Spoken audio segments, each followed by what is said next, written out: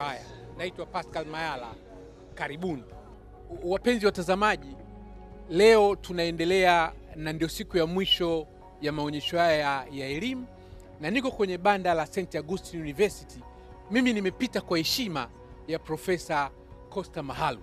Jamani, mimi mnavyoniona hivi Pascal Mayala, niliendaga Italy kutafuta maisha, Profesa Mahalu akiwa balozi, na kule nilipata matatizo.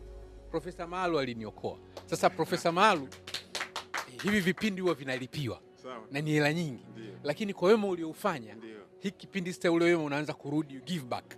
Tueleze kidogo, tuambie kidogo ushirika wa St. Augustine na mmetuletea nini? Asante sana na Pascal.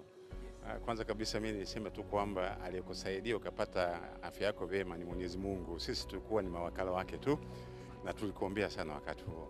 Chuo Kikuu cha Mtakatifu Agustino hivi sasa kinafikisha miaka 25. Kati ya fani ambazo kwa kweli zinajulikana sana pale, kwanza ni ya uandishi wa habari, journalists. Unakuta kwamba waandishi wa habari wengi wamekuwa ni alumni wa Chuo Kikuu cha Mtakatifu Agustino. Kabla hapo of course kulikuwa kuna masuala ya uandishi wa habari pia.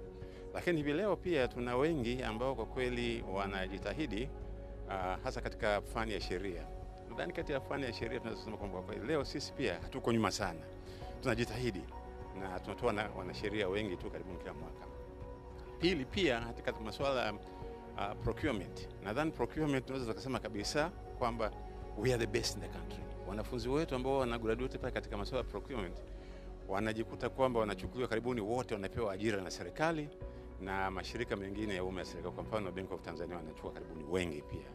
Wengine ni walimu ambao wanachukua walimu. Unakuta kwamba karibuni wahitimu wetu wote wanapata kazi katika shule mbalimbali za walimu na hasa shule binafsi.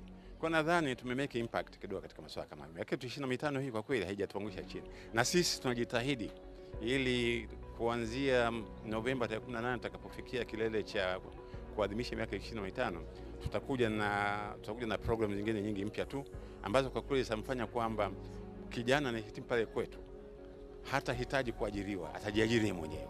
Huo ndio mtindo ambao tunakwenda nao. Basi jamani wazazi, japo vyuo viko vingi, angalieni ni chuo gani unampeleka mwanao ili akitoka apate kazi.